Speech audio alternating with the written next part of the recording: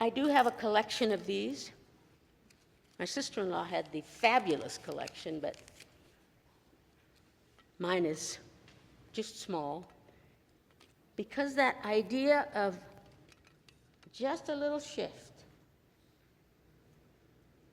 to discover what else is possible seems like a powerful metaphor for us, and especially for the church. Some of you will remember, and I'm going to do this very fast. This is a familiar story. At least it is for some of us. What's interesting to me is that every time I see it, somehow I get stuck on a different thing. Sometimes it's the glory and the glowing robes, and sometimes this time, it's what they see, what they hear, and how they respond. What does it cause them to do? In fact, maybe the better way to say it is, how does what they see, how do those sensory perceptions move them to certain actions? So, what do they see? They see Jesus' face changed. Not the same face. His face is transfigured, his clothes are glowing.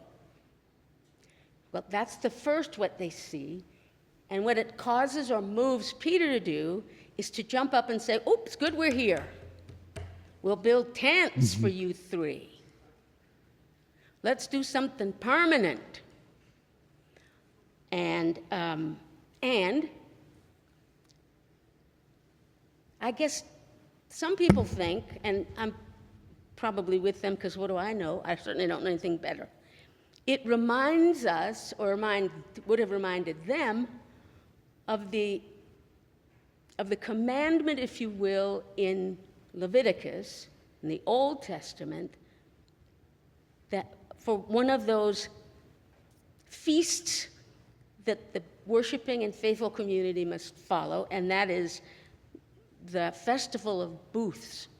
You've seen, some of you, if you live in this area or you've driven through, there's a season of the year in which Jews will put little booths, little small temporary houses in their front yards, because that is a requirement of faithfulness, certainly in Orthodox or more Orthodox families.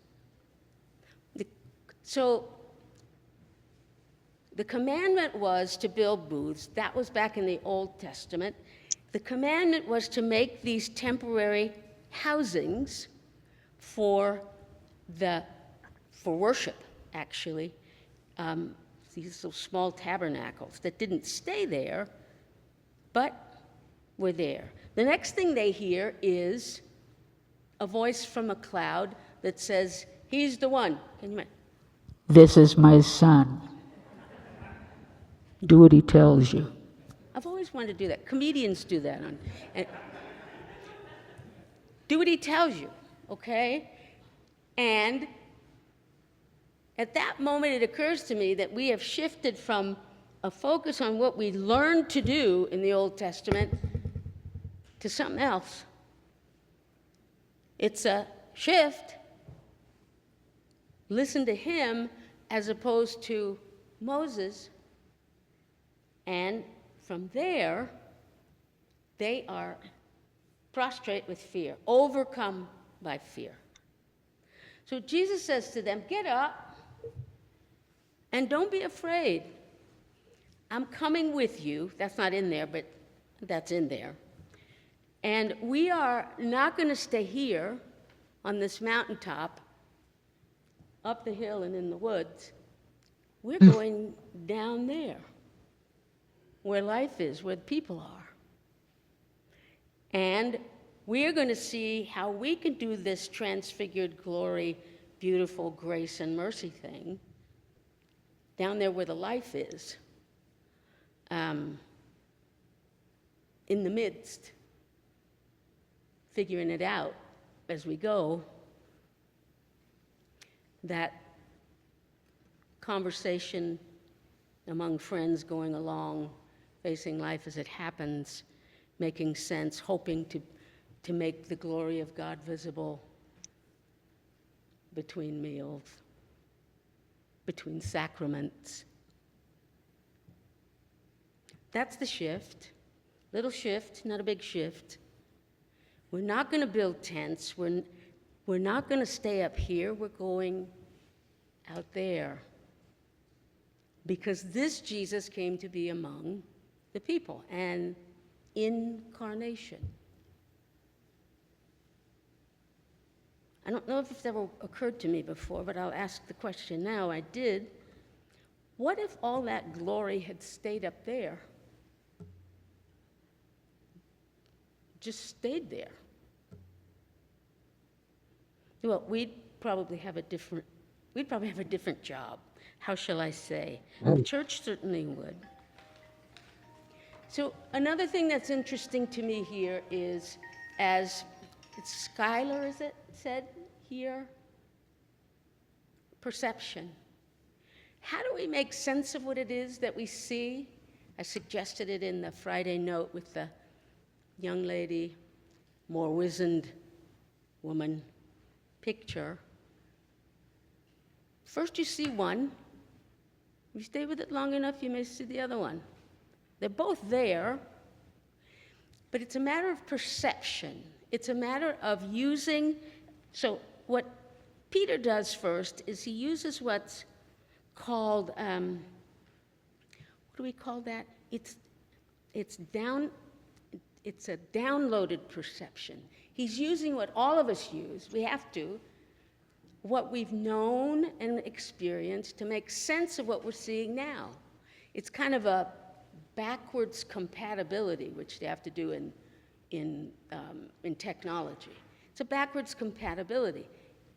It's always there, but it isn't the only thing. There are other possibilities if you stay with it just long enough, if you slow down a moment and watch. Let's don't build that quite so fast. We may actually learn something in this process.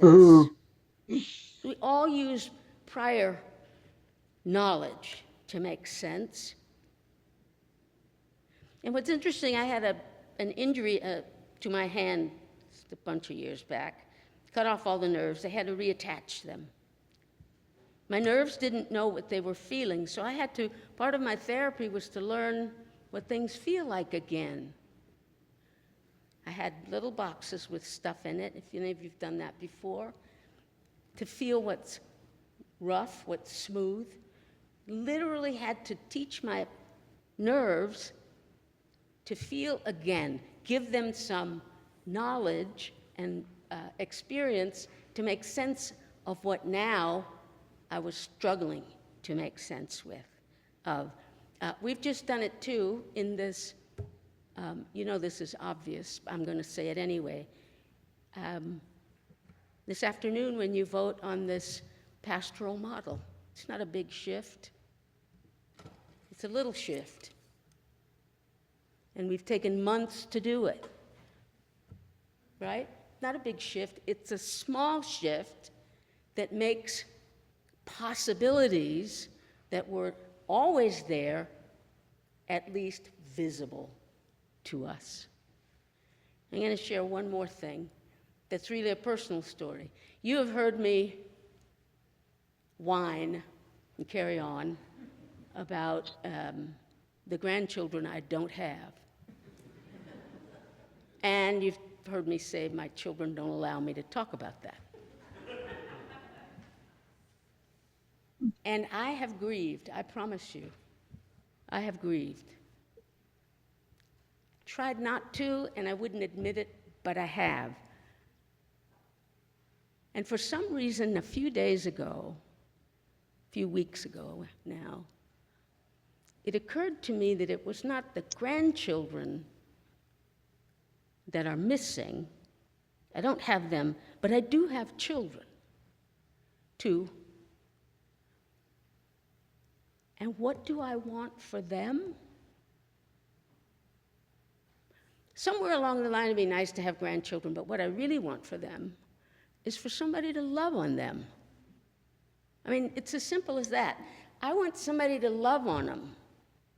I want them to have a loving home and family What that looks like, I don't know. I really don't. At the moment, it looks like my grandchildren are dogs. And so that was my little shift. And so the dogs are okay. If they're in a loving family and home. I got to shift my focus just enough to be able to celebrate the love they will find somewhere, or that will find them. Not a big shift. I had to be willing to not know. What's interesting about that space going down the mountain is it is a not knowing space. So is 40 days in the wilderness for Jesus. So is the 40 years in the wilderness for the Israelites. It's a not knowing space, one in which they must trust God to be with them and trust God's grace and mercy. What's the good news in this story? It's my job to proclaim good news. What's the good news here? God's grace and God's glory will follow us no matter what. We trip, we stumble. I'm not allowed to say what we mess up a lot of stuff. God's grace and mercy, no matter what, follow us. It's like we can't get rid of this God. And that is good news. It's the news that gives us the freedom to love and to try, to look for possibility without fear. Trust me, I hear myself when I say these things. And I go home and I fret that I will not be fearless. I do hear myself. Your grace and mercy will follow us wherever we go, however we try, and will catch us in a soft fall. Amen.